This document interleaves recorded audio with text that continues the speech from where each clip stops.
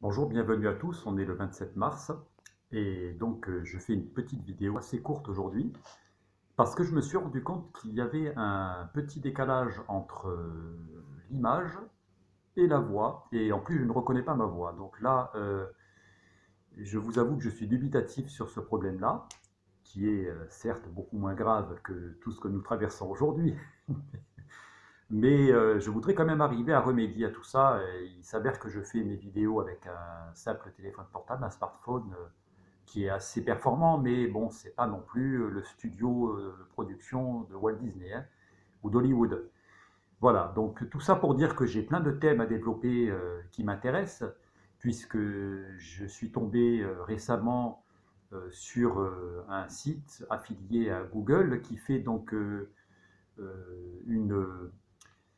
une étude comparative du taux de pollution atmosphérique sur tous les pays du monde. Donc on voit, par exemple, en ce qui nous concerne la carte de France, entre la période d'avant le confinement et la période d'après, c'est-à-dire la période actuelle. Et, euh, et, en voyant ça, je me suis dit, mais dis donc, c'est quand même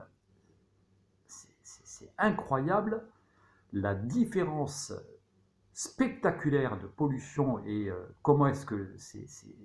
c'est un enchantement pour la santé et l'atmosphère en général, ce qui se passe actuellement. Puisqu'avec l'arrêt complet de toute l'activité humaine et bon, des usines, de la fabrication et tout ça, on voit que de la circulation, pardon, on voit effectivement qu'il y a des zones, notamment sur Milan, sur l'Alsace,